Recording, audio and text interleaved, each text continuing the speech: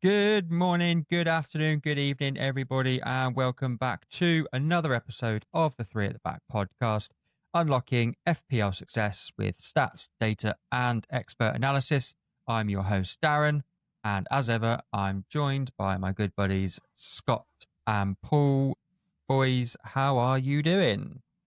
Good stuff. I'm currently in the West Country down in St Ives, loving Lovely. the surf. Enjoying the high life. It's too cold for me, mate. Lovely pasties down there. Getting on them ciders. The ciders have been sampled, yes. Nice. I'm currently on the Cornish Pilsner right now. Lovely. Very good. And yourself, Paul? Well, I'm just recovering after disastrous game week 3, so I would take everything I say today with a pinch of salt because I think I've got a bit of post-traumatic stress from last week. I think that's the third episode in a row we've opened with you saying something similar, haven't we? Oh, mate, it's not been a good start to the season for me in FPL sense, but we move on, we recover. Yeah. It's early days, isn't it? Exactly. Absolutely. No panic just yet. Absolutely. So no wildcard just yet, Paul. No. It wasn't my thought process. It's all a process. You are joining us for game week 4 chat this week. We'll be going through some of the players that we have picked out over game weeks 1 to 3. Try and have a little kind of prediction about what they may be able to do specifically in game week 4, but obviously we like to long-term plan and have at least sort of the next 3 to 4 weeks in mind. Hopefully everybody comes away from the international break without any injuries or any other fatigue issues or anything else like that. So you won't be staring at FPL at 10:30 Saturday morning with a bunch of yellow and red flags. Oh, God. And desperately needing a free hit or a wildcard. And if you are, great news, because we're here to help you out with that. I've wildcarded this week. I have it on good authority that Mr. FPL Heavy Metal is free hit. And Paul, you've taken a -4. So we've got a really broad range of strategies covered for you this week. We're not panicking though, right? It's just planned.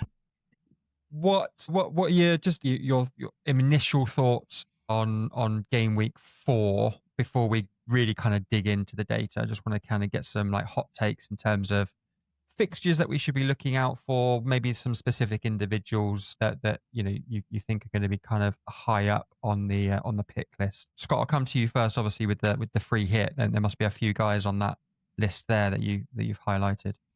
Well, it's international break is always a bit of a trial, isn't it? Because players pull out for the smallest of injuries and they instantly get flagged on FPL. So you assume they're injured. So your teams are littered with yellow flags.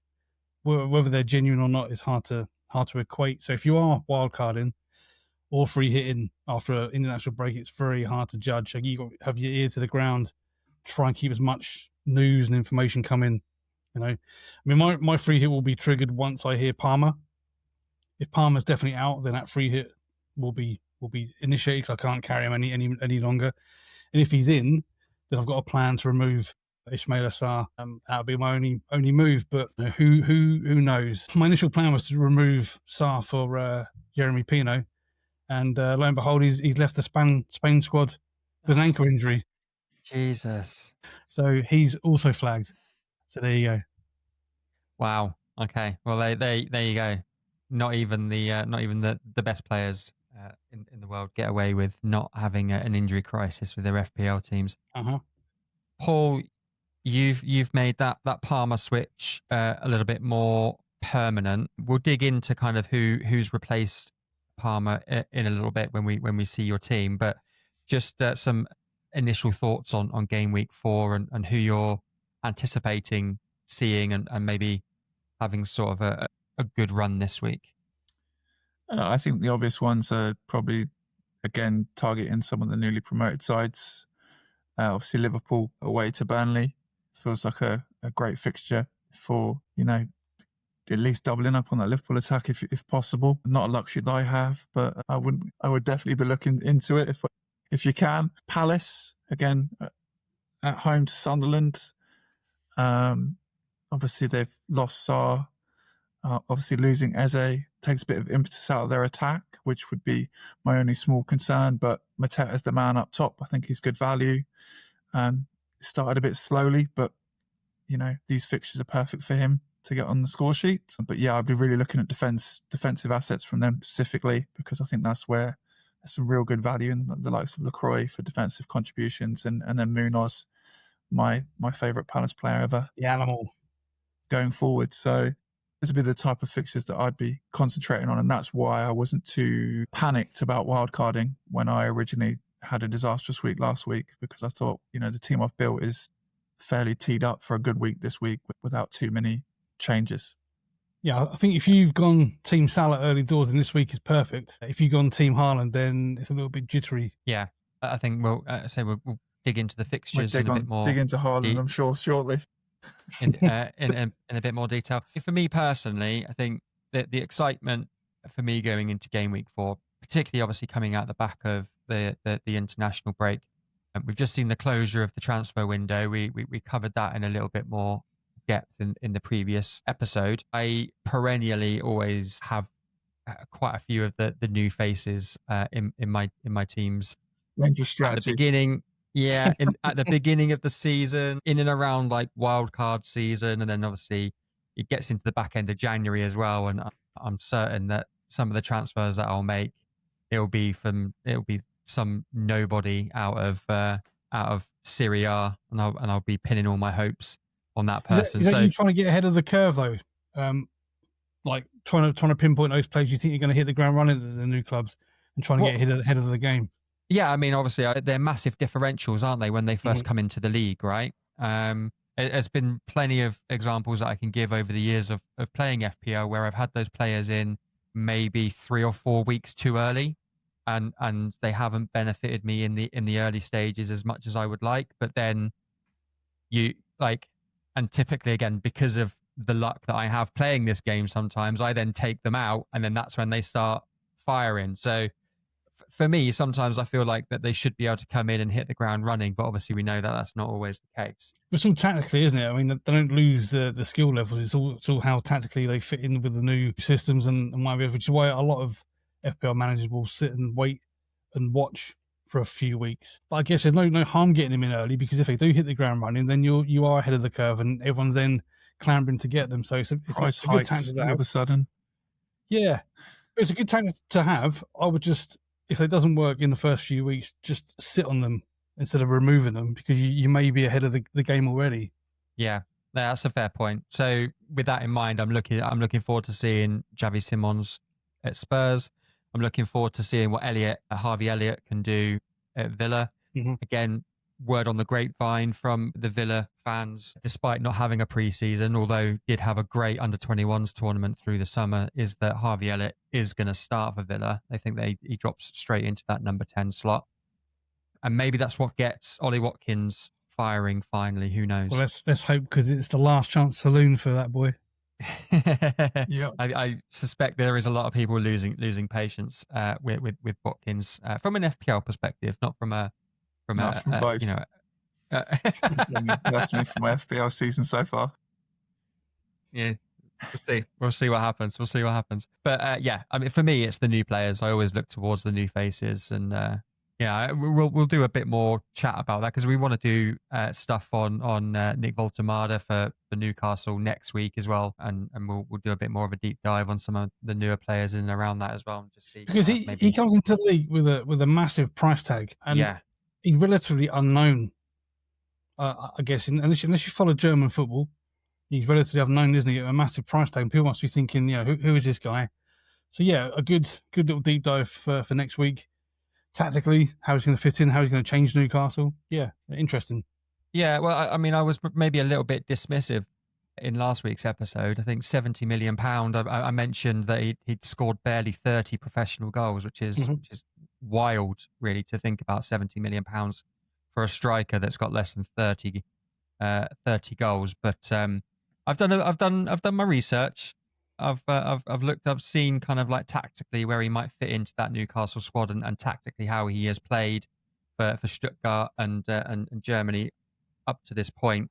And I'm starting to see the value, if I'm honest. So, hopefully we'll be able to evangelize and turn a few other FPL players his way he as well. comes into the game as a £7 million striker. I mean, there's lots of options on that front line, but he could be your guy you get in early doors that you get ahead of the curve, you know? Yeah, who knows? All down to a bit of research, Darren. Who would have thought? Absolutely, yeah. Yeah, fail to prepare to fail is what they say, isn't it? That's what they do say. Yeah. Listen, let's get into some of the stats and whatever else we've put together for. So the data that we've got obviously is for game week 1 to 3, and we're going to use that to like kind of project about like how we think that they may perform in game weeks 4 beyond. We want to be upfront and say that some of the data and statistics that we have used here is from other creators in the community. We will credit all the appropriate sources down in the description below. So please do go check out their social medias and their YouTube channels. Yeah, well worth following. There's a lot of interesting stuff on there.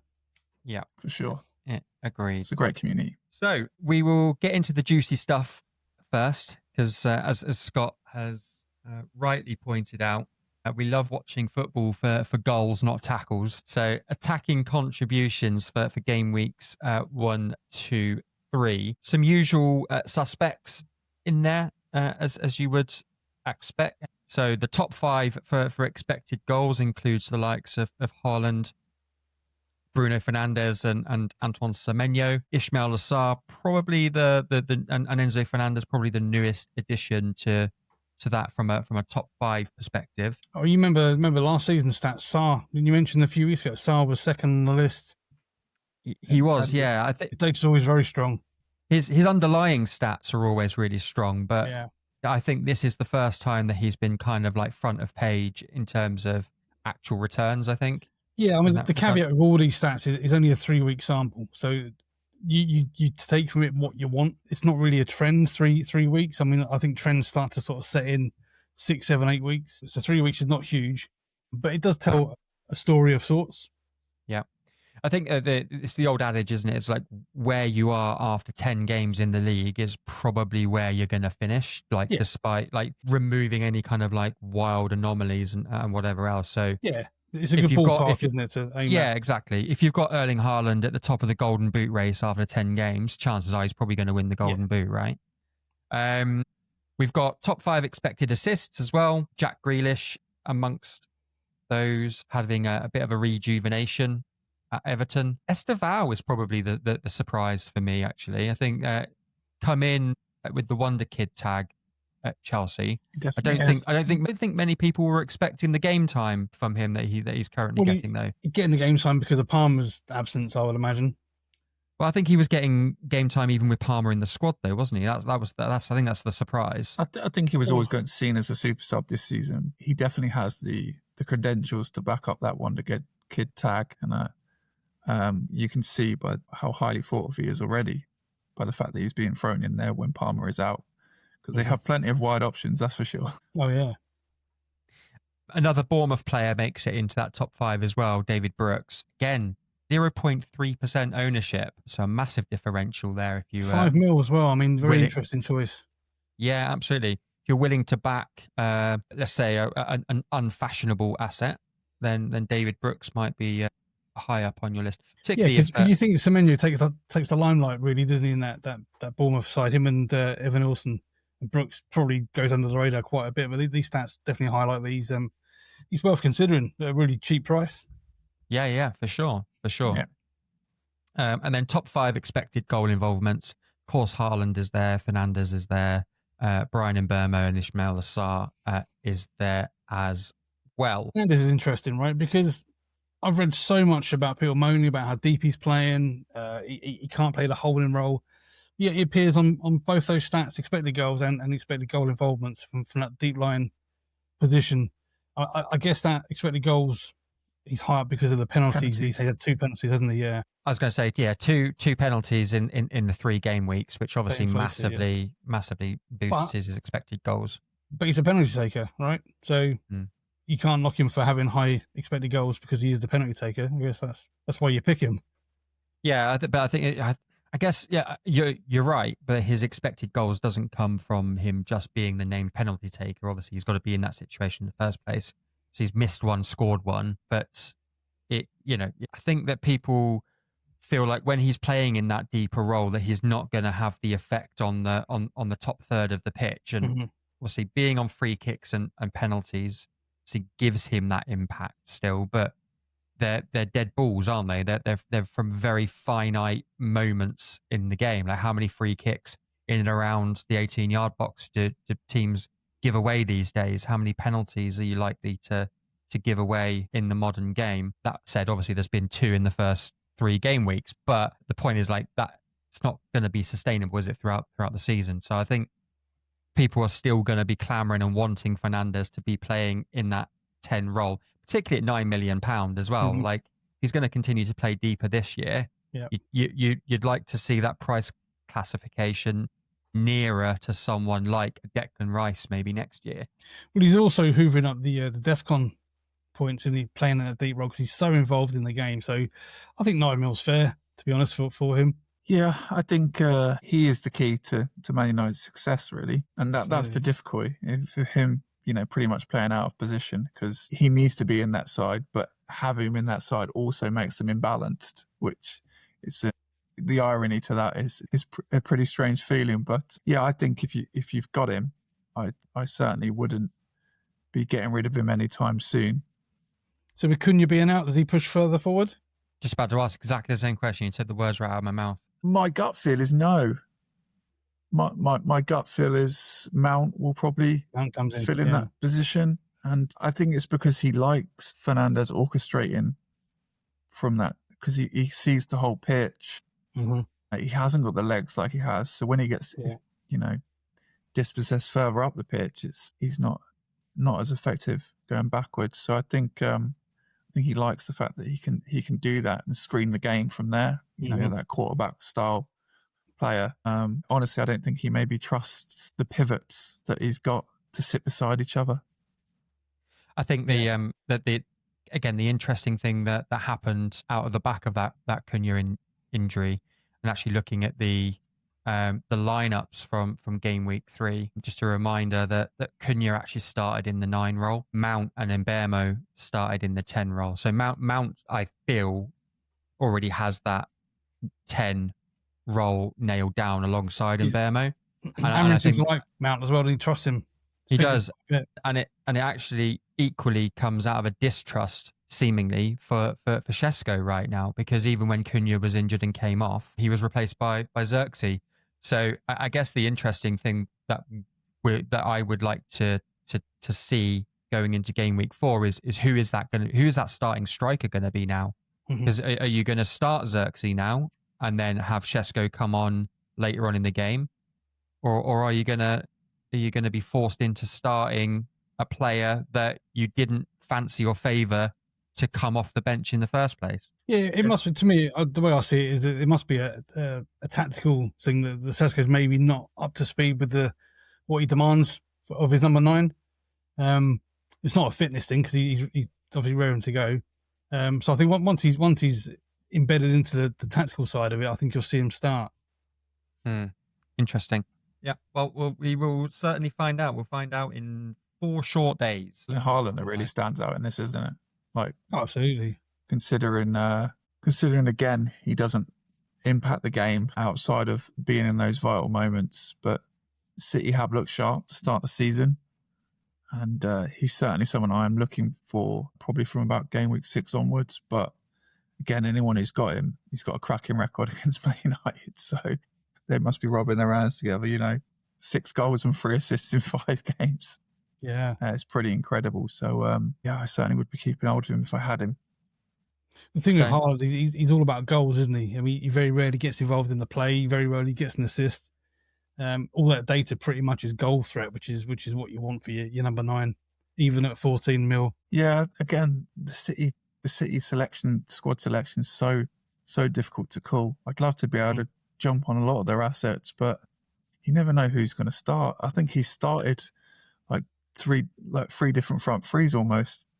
Yeah, to start this season. So it's really it's really difficult to pick the likes of Marmoush, Cherky, and the like, because you don't know whether they're going to start. Yeah, absolutely. Well, Cherky's out now for, I read, 2 months. Oh, yeah, I heard he got injured. Yeah. Oh, wow. Okay. So that limits one option.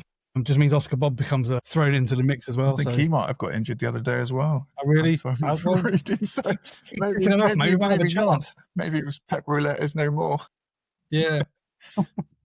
City's treatment room is looking like the general hospital right now. What do you guys think of Grealish's Grealish's start to the season? Well, he's had the anchor removed, didn't he? He's had the Pep anchor removed, and he looks back to Jack of old, attacking the fullback, taking him on. If he gets back to anything like he was in his Villa days, he'll be in everyone's teams, because he'll be in that England team. He's already shown, was it 4 assists he's got in the 2 games he's played? Yeah, 4 assists in 3 games. His ownership has shot up to just under 15%. He's had 2 price rises already in that period of time. And Everton have really bolstered that attacking threat as well. They signed Diblin on transfer deadline day.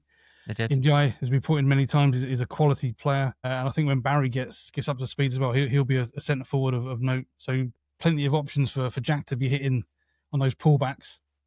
For sure. Yeah, it's probably worth mentioning as well that whilst David Moyes and probably the rest of the footballing content creator land was very unkind to Beto throughout pre-season, Moyes seems to have trusted Beto with some game time, and that's been repaid as well with some goals. So the value pick for Beto may still be on. I think it's like 5.5 million. So potential starting striker in lieu of Barry getting up and running. But Jude Hall's the pick. I mean, he's only come in at 5 million. He started every game, and now looks like him and Grealish have really linked that well. A forgotten player of sorts. Again, another one dying in the depths of the Chelsea squad. You don't realise his qualities. Absolutely. Great player. Yeah. Interesting. All right. Well, we'll see what they can do in game weeks 4 and beyond, and see if they will watch those price rises and that ownership fly up, hopefully. Getting into the more nitty-gritty side of footballing world, we're going at DEFCON. Which teams are expected to hit their certain DEFCON attributes? Which players have already racked up the most in game weeks 1 to 3? And then we've got a nice little graphic there in terms of which teams to target with regards to DEFCON coming up. Virgil van Dijk with the most contributions, unsurprising. I guess there are a couple of surprising names in that list, though. I mean, obviously, Marcos Senesi being just second to Virgil van Dijk by a single contribution. But Sepp Vandenberg and Moritz Lacroix. Great pronunciation. Butchered his name there, haven't I? But there you go. Well, let you off. Lacroix, it's Lacroix. Lacroix, yeah.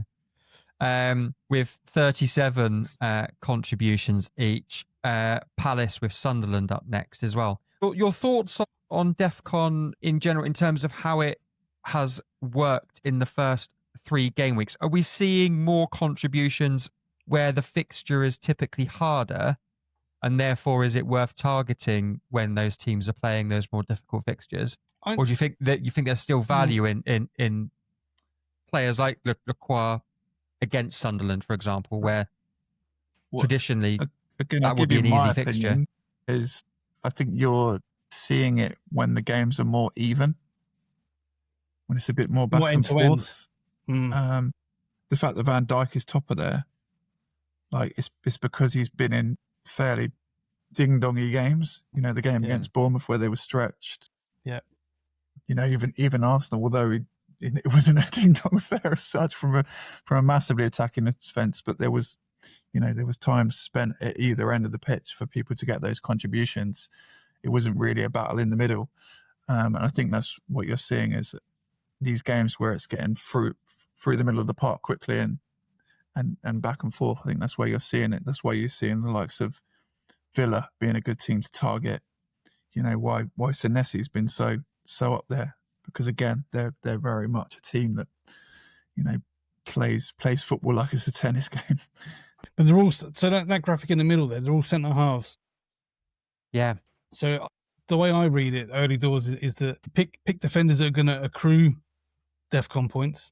So like your Tarkovskis and your Senessis, and if they can throw in a clean sheet as well, then you're in. As opposed old school way of thinking, like you go for defenders that are going to keep clean sheets, and then these are added extra points. I'm looking at it the other way. That first and foremost is your DEFCON contributions. We're looking at graphics like this is important, I think. And Bournemouth have had a clean sheet thrown in. Everton are always strong defensively. Palace are strong defensively. So these guys, I think, are going to rack up points game after game, even if it's just 2 extra bonus points. And I think that's the positivity with them. We've seen with these 4.5 million defenders is that they seem to be good value for the DEFCON points. And like you say, the added bonus is when they do keep clean sheets, you've got kind of got a double bubble. And we know how difficult it is to keep clean sheets in the Premier League. So it's kind of, I'm really liking the value in it so far. So are we going to see teams eventually move away from those marauding fullbacks because they're not good for DEFCON points? Again, it's that toss up between value and contribution. Like, having Trent in the past, we kind of knew we were giving away certain elements of defensive frailties to have him so good going forward, and you were going to kind of even the odds by getting those attacking outputs. Whereas there aren't that many. And then, again, looking at the start of the season anyway, and like I say, it's a small sample size, but Kirkes hasn't been marauding forward like he did when he was at Bournemouth. So I'm thinking of someone like Pedro Porro at Spurs. I mean, I drafted him in for his attacking output, and so far he's got 0 attacking contributions, but has 2 clean sheets and DEFCON points. Yeah, and I guess what you're thinking is you probably could have downgraded by a million, got the same output, and invested the rest somewhere else, which again is a valid point. I think that's the difficulty, is now you're relying on them to have that attacking output to kind of mask someone who's going to get DEFCON contributions as an almost guarantee. Senesi getting it every week, for example, is almost guaranteed currently. And I think it is a little bit random. Like you said about games being end-to-end, I think is true. But those sort of games aren't going to happen week in, week out, are they? So DEFCON points will be a bit hit and miss at times, probably more guaranteed than an attacking return for a defender. Well, again, I'm if I'm looking at it from what teams I would be looking at for DEFCON this weekend, I'd be looking at games like Everton versus Villa, for example. Mm-hmm. You'd like to think that's going to be 2 teams trying to win that game. Everton are going to fancy their chances, and you see from the graphic there that Everton are pretty good at getting DEFCON points already anyway. Both centre halves, so those type of games where both teams are going to be trying to get those 3 points quite on the attacking front foot rather than, those tactical affairs like the Arsenal-Liverpool game last week. Sure. I think going forward, what I would like to understand is how we can best try and predict which teams are going to pick up quite a number of contributions and then be able to plan it in the weeks ahead. And I know that's obviously a big ask, but if we can find the trend and spot the trend of, like, it goes back to the question right at the beginning when I introduced the slide, is like, are we seeing more contributions happen in games where like Liverpool versus City, for example? Are we likely to see more DEFCON moments happen in that game versus, say, like a Liverpool versus a West Ham right now? Because West Ham are a little bit toothless. They're not traditionally, they wouldn't threaten Liverpool in that way, but is there still value then in having the likes of Kirkes and Van Dijk and the likes in that back line? I think the point you raise is valid. I think it'd be very hard to work out trends like that because football is so unpredictable. All we got to go off really is the first 3 weeks of this season, plus the great work that was done on last season working out DEFCON points. And some of the names have come out, like Virgil was a DEFCON animal last season. So was Lacroix. So was Tarkovsky. I think Tarkovsky led the the table for DEF CON, and they're showing early season here that they're right up there. So the trends are there. Whether you can predict game on game if that's going to happen, I think it would be very difficult. It's about, as we said before, it's about playing the long game with the DEF CON points. You pick your players and you keep them in over a long stretch of time and see how it pans out. Yeah, nice. In terms of individual players, then for your teams, are there any? I mean, obviously we've highlighted the top 6 there, but is there anyone like outside the top 6 that you might be looking at for game weeks 4, 5, 6, like going forward? Well, it's a shame that the Arsenal lads don't do more defending because the Arsenal backline in the nicest way possible. If you'd have asked the media, Scott, that's all we do. You defend as a team, I mean, as a solid unit, don't you? The centre halves are very, very rarely exposed, which is why they're low down on these lists, because as a unit, the Arsenal defend so strongly. So they're great for your traditional points, getting clean sheets and things. I'd love to see Gabriel and Saliba and Mascara higher up the DEF CONs, because they would be such assets to own. And I think because of the introduction of DEF CONs, they become a lesser.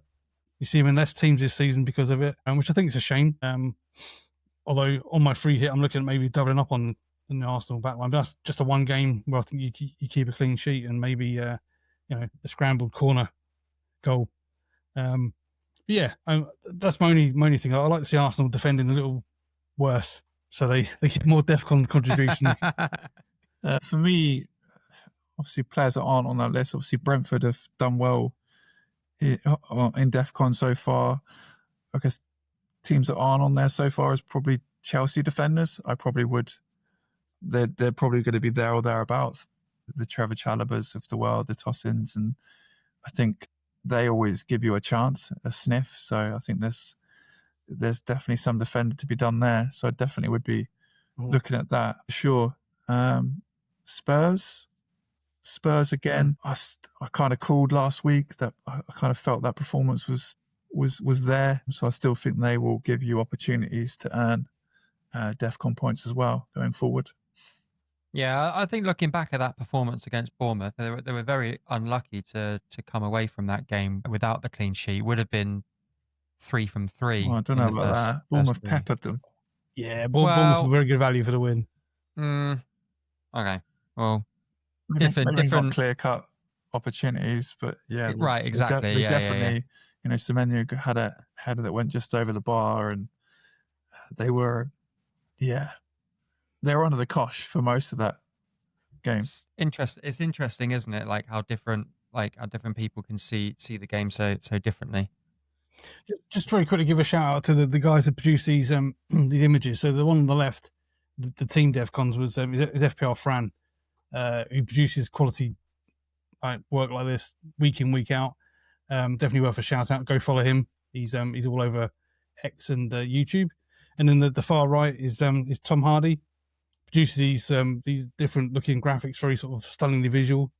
Good shout out to him as well. I follow him on X, and he produces things like this, like about 6 or 7 of these every week. It's a cracking graphic, to be honest. Very good, very very informative. Yeah. Fantastic. Yeah. Like I say, we'll make sure that all the contributions are tagged in the description down below. So do go follow them on the appropriate social medias and YouTube channels. Going into preparation for game week 4 specifically, we've got the top transfers in and top transfers out. There's obviously a list of players there that are very unsurprising in both reasons, I would say. And then the fixture ticker taking us up to game week 11 as well. And if you haven't noticed, as we were trying to work out pre-recording, yes, that is the order the teams finished in the Premier League last season, with the newly promoted teams added at the bottom.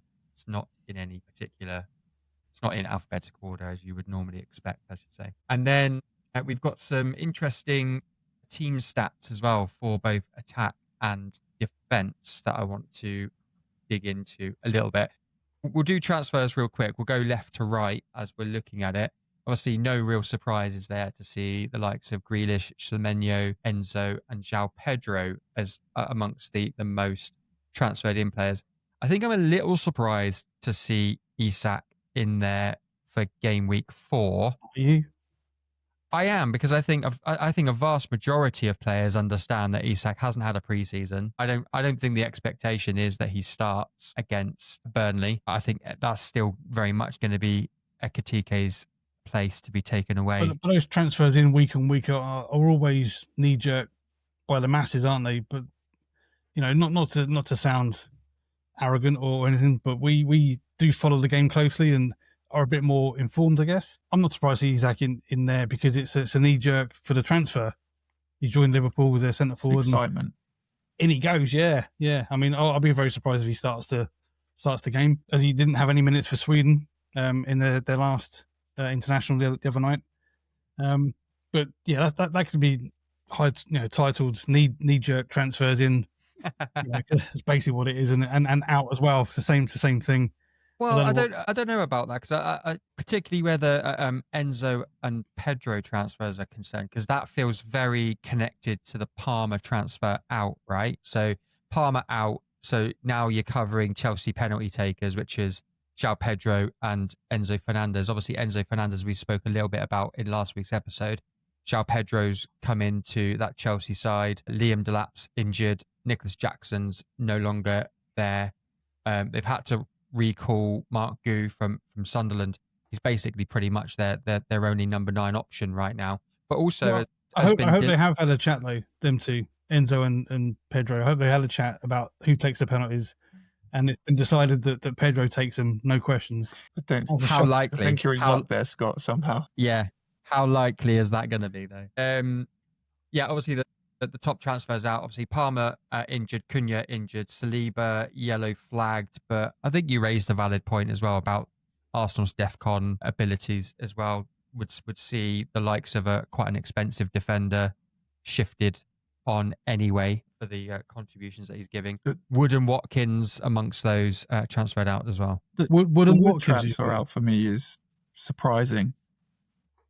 He's had an okay start to the season. Forest have looked good. And after the Arsenal game, they've got Burnley and Sunderland. Just seems, again, very knee-jerk to take him out. Yeah, bit of a strange one. I wonder if there's cause to downgrade Wood to be able to afford moving up elsewhere in the team. Wasn't he the most capped player for last game week or the game week before?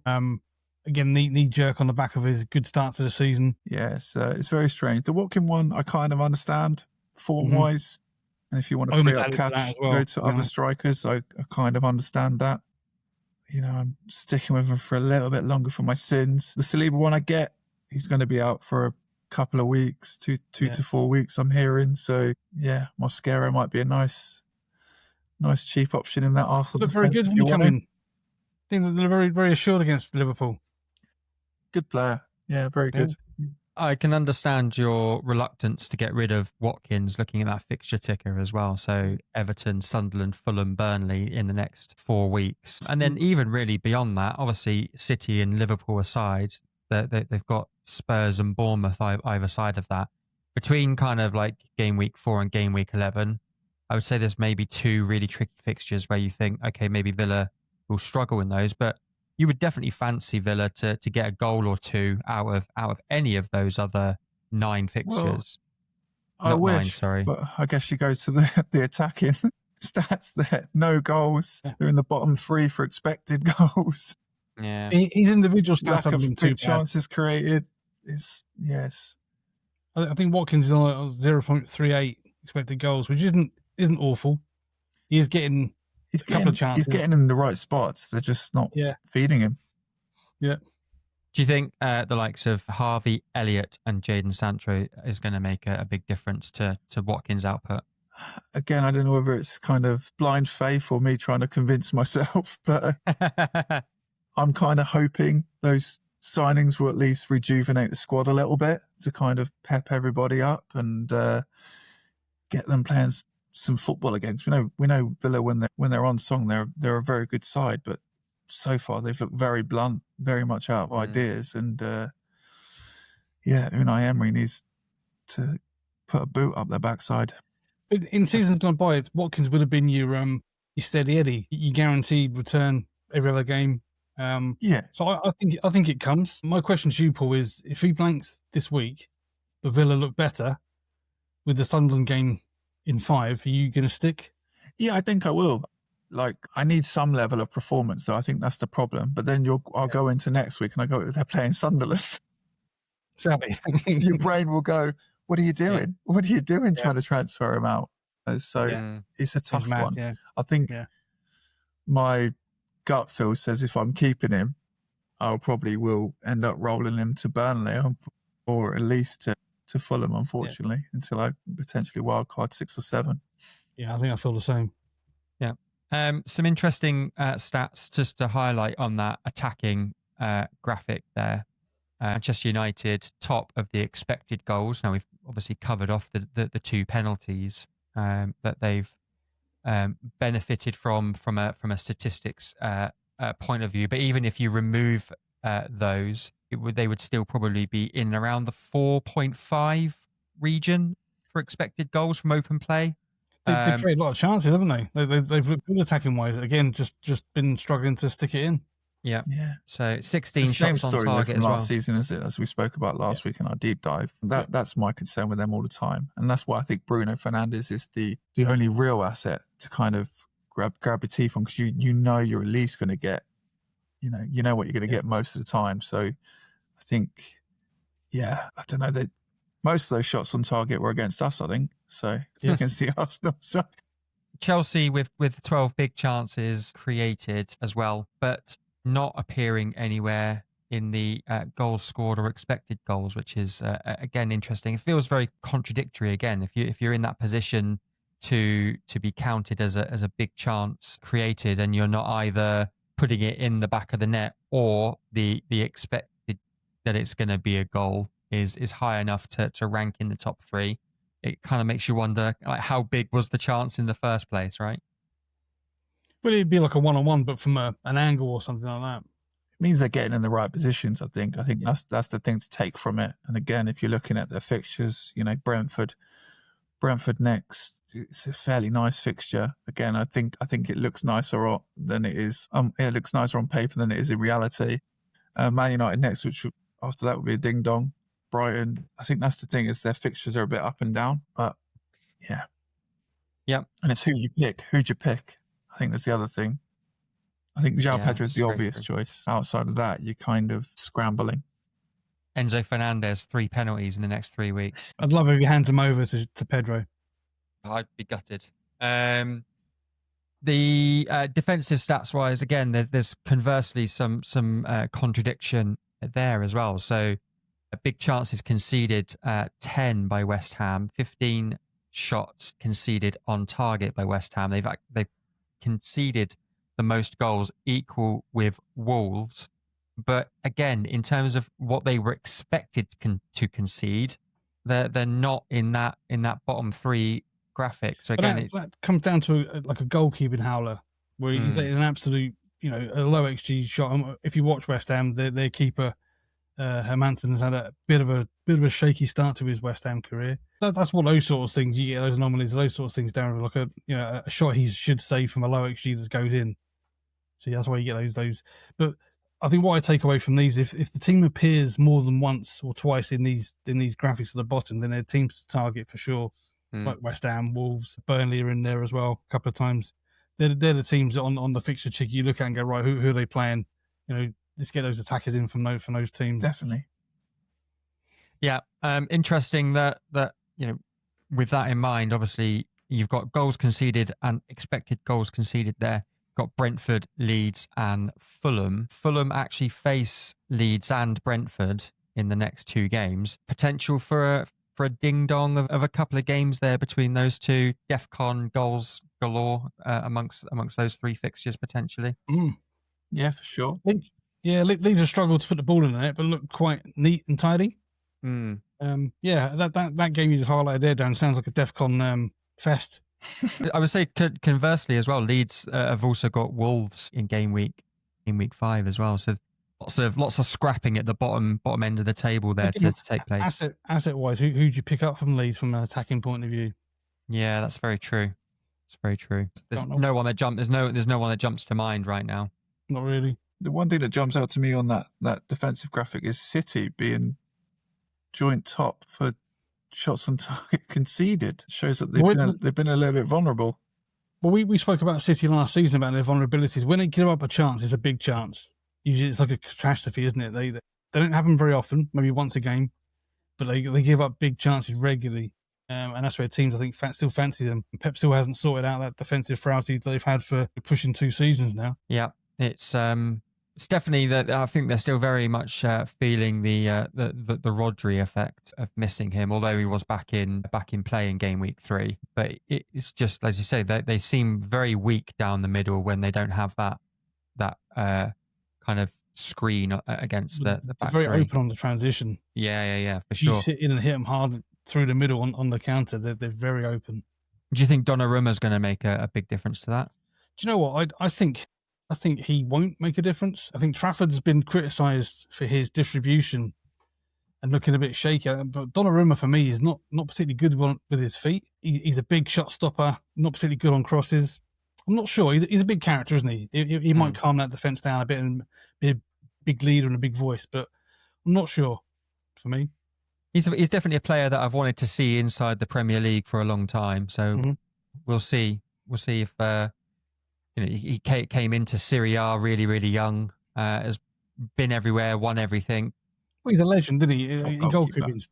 He's a legend, really. I just don't hope he gets absolutely ruined at City and that sort of legend status is washed away. Yeah. He's still quite young as well with regards to a goalkeeper, isn't he? Because I think people forget that he was turning out for Italy. And is it AC Milan? Yeah. I got the right one this time. The right Milan. Yeah, I got the right Milan. But he was turning out for them at 15, 16. So, he's a great goalkeeper. I just think it's a weird one that Pep loves keepers that can play with their feet, and none better than Ederson. The big criticism with Ederson for me was that he can't save a shot. I think you get the opposite with Donnarumma. Good shot stopper, a little bit suspect with the distribution. Yeah, it's funny, isn't it, how trends change. And James Trafford must be absolutely seething. Sawdust.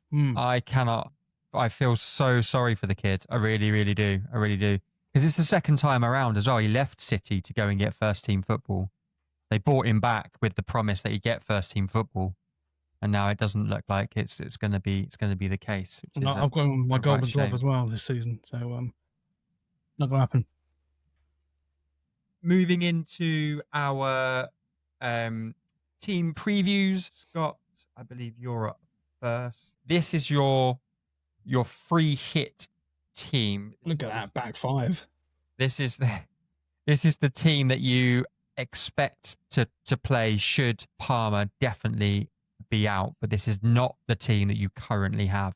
Is that right? So this is the team that I will move to if Palmer news is bad, because I think it's a good opportunity this week for a free hit. If you own Haaland and you don't own Salah, the Burnley fixture for Liverpool is very, very enticing. It's one I've thought about quite a lot, about sitting out and going, well, it's just one game. What damage could Salah do? And when I thought about it, I thought actually he could do quite a bit of damage. So this will be the team I'll move to. And I think big at the back, with that back 6, I've covered 3 teams that have the 3 best defensive stats, doubled up. 2 Arsenal boys, 2 Palace, 2 Newcastle, doubled up on the Liverpool attack. Combine them with the double Chelsea with Haaland. I think, to me, attacking the fixtures for this week, that is pretty sexy. Yeah, and at least for game week 4, if nothing else, actually it won't matter who takes the penalty, Pedro or Enzo, because you got them both. That's why I've gone double bubble. I don't care for this week.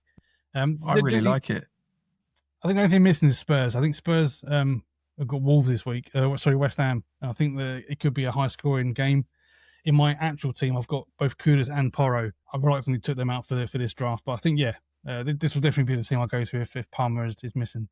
Yeah, interesting bench choices as well. Obviously, with the idea that none of them are going to play, but what it does do is gives you the budget to then have the likes of Gabriel, Salah, Pedro, Haaland all in the same team. Yeah, so I use it as a bit of an exercise for like a wild card, which will probably happen in a few weeks. Which direction do you want to go in? And this is obviously a Haaland Salah draft, and it works if you have a structure like this.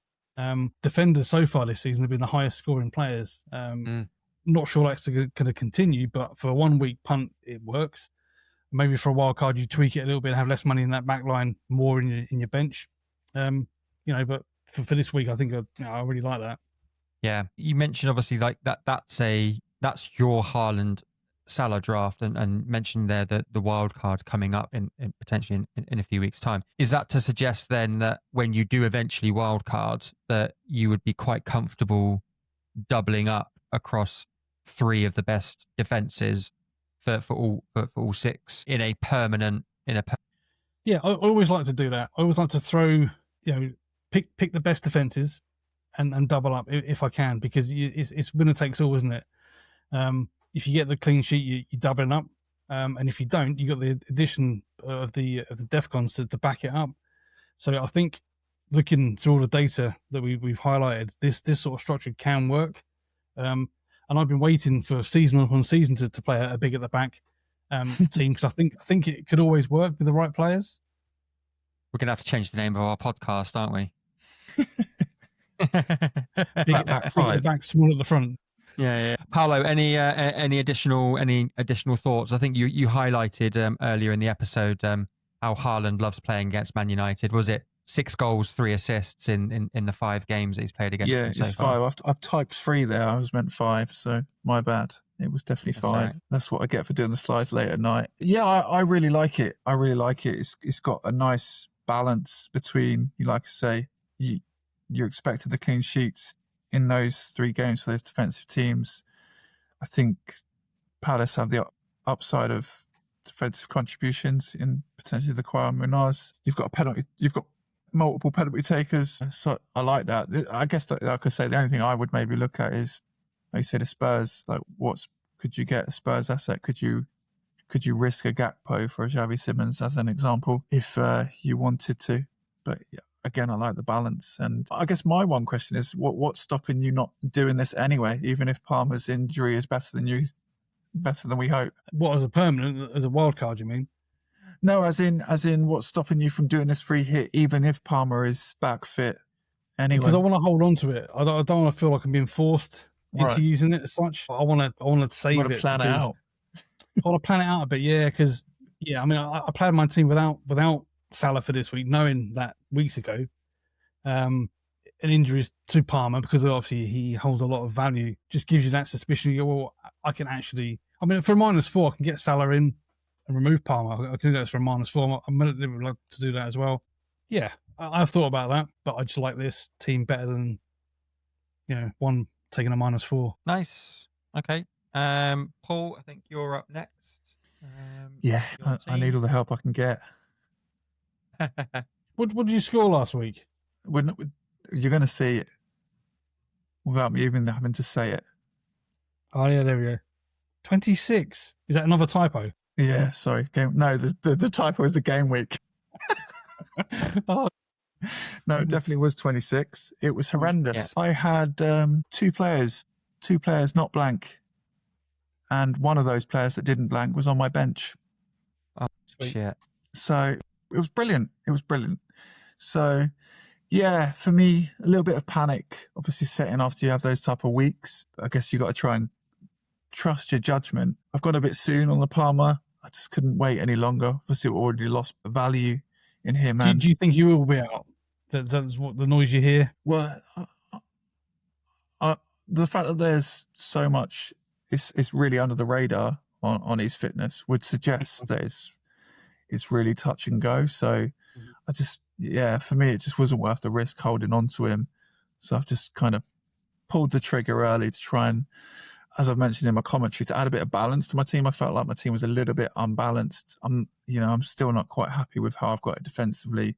There's just a handful of players here that I would like to tweak, but not enough for me to want to free hit or wild card drastically. Yeah. So that's kind of why I've taken the -4 this week. So yeah, I've decided obviously to upgrade, get those points into Pedro for Chelsea, and Ndai was the guy I went with because I think he's more reliable from a goal scoring perspective over the likes of Grealish. The one thing I have gone against, of which again I'd be interested to get your points of view when picking your teams, is that I don't like to have players that are playing each other in my team. I don't know if it's a little bit of OCD or a little bit of worrying that they've both got a blank, but I tend to usually try and avoid it.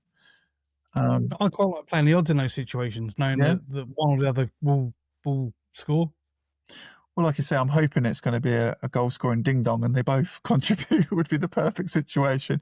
But yeah, I'm starting to lose patience with Watkins.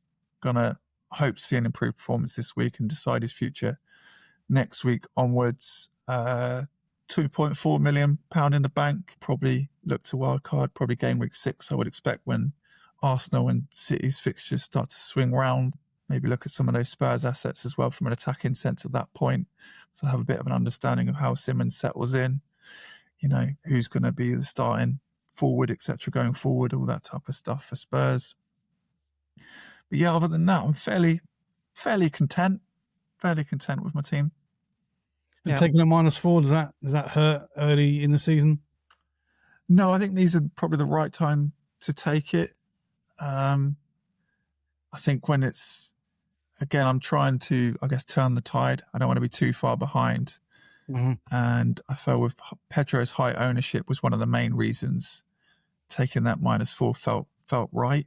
I think it was about 57% ownership. He's the highest owned player, isn't he? Last time I checked, and it feels like he's the one that's caused me the most pain by not having him so far. So again, obviously a little bit late on the bandwagon, but again, I felt like it was a solid risk to avoid to start the season. Sure. I like your team. Like you say, it's very balanced. You got a lot of money in that front line, which I like. I think that's the way the game is going to pan out. Heavy hitting top 3. You got your budget in the back, but quality.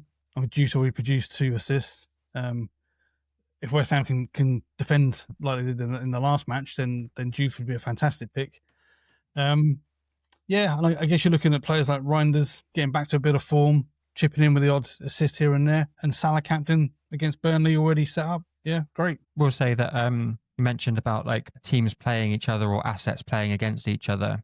Obviously, for me, it's attack versus defense, right? So, for example, if you had Milenkovic in your back line, then it nullifies Gyökeres contribution because it's taking away from Milenkovic. I think when you've got the likes of Watkins and Njai in the side, neither one really affects the other's output. I mean, if Watkins scores, then Njai loses 1 point on the midfield clean sheet, but nothing more. What I will say is that with having Van der Ven and Juve in the back 3, though, I'm guessing that you're pointing more towards that result being quite specifically a 0-0 draw. You're hoping. That's what I'm hoping for. Yeah. I probably don't expect it to be a 0-0 draw, but I think it was the best of 2 evils, really, having Milenkovic against Arsenal and Hartman against Liverpool. Without wanting to take any more hits to rectify the defence, that'll be probably next week's problem to solve. And you can't avoid these things, can you? Because it'll happen week on week quite often. You're never going to have the perfect lineup for every single game week, are you? So I think that's the thing to think about as well. You're absolutely right. I would probably just think that in the same way that Gyökeres versus Milenkovic, they take away from each other. I think what we've seen from Juve so far this season for West Ham is that he's very much attacking. He's quite forward. So anything that Juve does from that end of the pitch is going to take away from Van der Ven. So effectively, you have got that attacker versus defense kind of matchup. And I wonder if trying to balance that out a bit more by having someone like Pape Sarr come in for Reinders, where Reinders hasn't been on form, whereas Pape Sarr maybe against West Ham might be the better choice. But that would be my only thing to highlight. Good advice. Okay, let's have a look at my wildcard team. Your wildcard pick. Here we go. Indeed. And is this 100% in the books? You wildcarding, yeah? 100% wildcard is active. Cool. These are the transfers that I've made. I think that there's potentially one change that I might make to the lineup, but otherwise, like these are the 15 players that I'm going to be using. So as it stands there, it's Vicario and Van der Ven, as you mentioned. Yeah, double Spurs in the back 4 there. I just think 2 clean sheets out of 3 games is good like data for me to suggest that they possibly could keep a clean sheet against West Ham. I'm backing Xavi as well to start and come in and be a threat for that Spurs midfield. Grealish comes in, Salah comes in, and then I've got a front 3 of Ekitike, who's going to be my captain, just again based off of form and threat. Like, I like Salah, but looking at what he has done in the first 3 game weeks, it's always been really, really late contributions. Yes, those contributions have been valuable and point scoring, and he's getting bonus points off the back of that. For me, Ekitike has been the one that's scoring the goals and has been more involved in the play at the top end of the pitch. And then, Gyökeres and Pedro rounds out the top 3. In terms of who else I've got in there, I'm sticking actually with Paquetá and Juve. I think we're quite high on Juve as a player overall, as an individual player. I think Paquetá at 5.9 million, obviously taking advantage of the fact that price drop took place. He's been in my team since game week 1. I'd quite like to see another big performance, potentially against Spurs. I wouldn't be too upset if that was the case, because I might see a little price bump and get him back up to that 6 million price, because I can feel like people are on the cusp of a knee-jerk bringing Paquetá in. There's lots of talk about him being like a mini Bruno Fernandes. He's getting DEFCON. He's involved at the right end of the pitch. So at 5.9 million, he feels like a good value pick. Definitely a man in form to stick with. And then it was just about looking at the fixtures over the next 3 weeks. So all of those players have got really favourable fixtures, not just for game week 4, but we're looking at 5, 6, and in some cases even 7 and 8, where there's a potential to free hit, maybe as late as game week 10. And try and target teams in game week 10.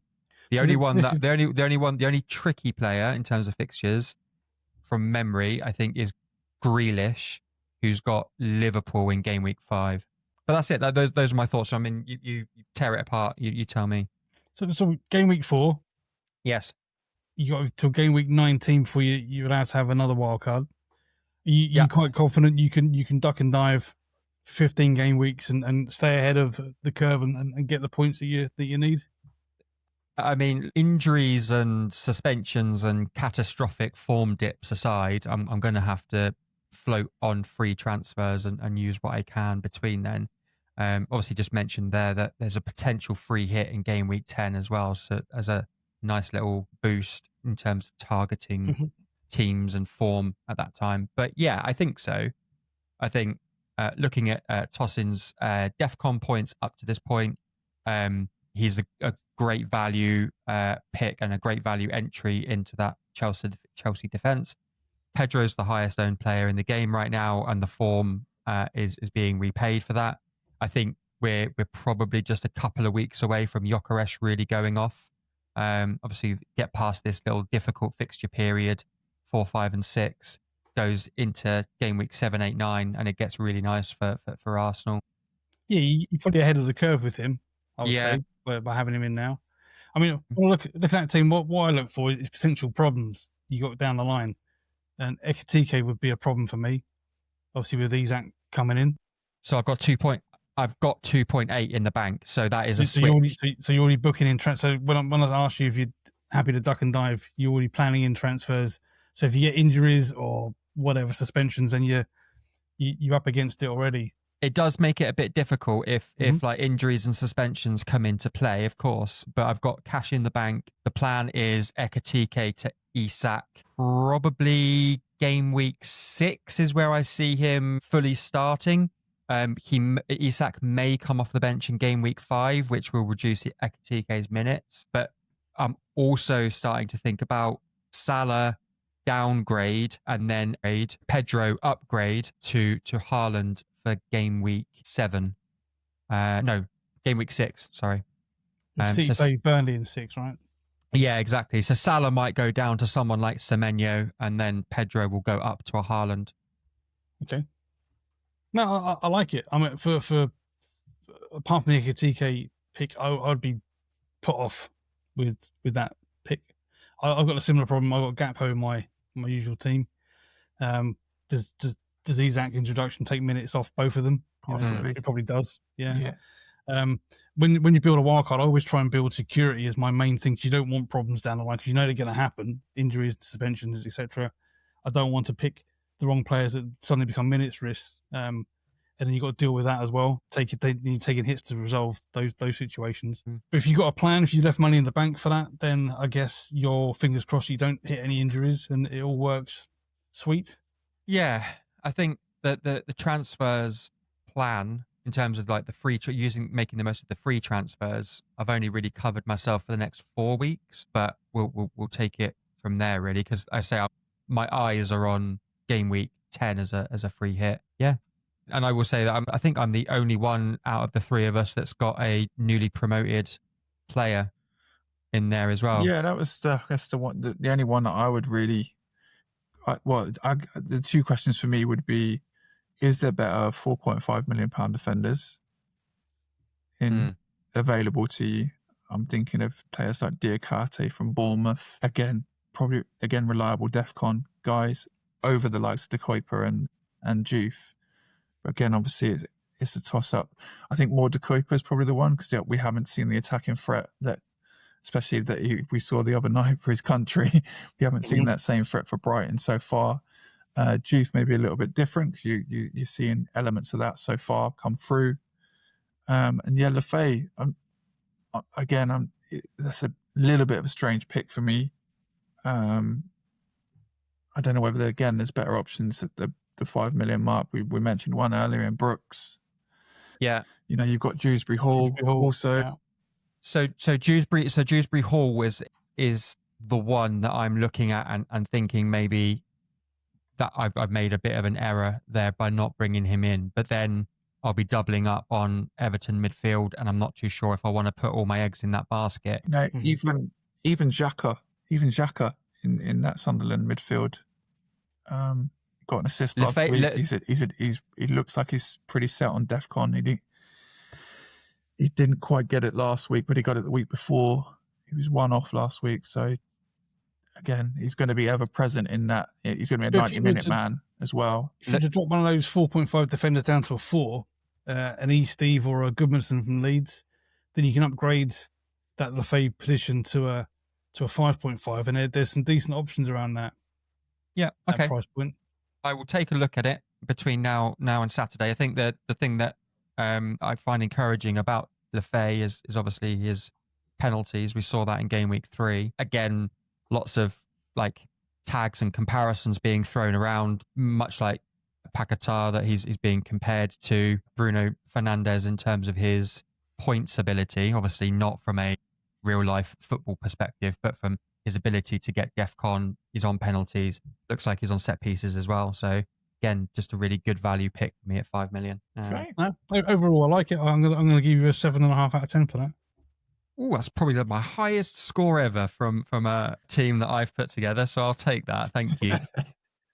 The problems I highlighted, you got a plan to combat, which is cool. It shows you've given it plenty of thought, which is nice. Yeah, well done. Good. All right, we'll see how it plays out. That's it. All right, boys, it's been a pleasure chatting with you. Again, just very conscious that we don't want to overstretch on the time side of things. If you have made it this far, we really, really appreciate it. Please drop a like, subscribe, share the video, get down in the comments. We respond to every comment. So we really want to have a conversation with you about your picks, about your teams. If you've got any questions about you're debating one player over the other, as we just did there with our teams, let us know what your pain points are, what your decision points are, and we'll do our best to give you some advice in that respect. And good. Again, just to reiterate, some of those graphics that we've used there do come from other content creators. We will put all the links and everything else down in the description of the video, so you can go and follow them as well. Other than that, enjoy game week 4. Fingers crossed the international break doesn't bring any more injuries. And until next week, we'll see you later.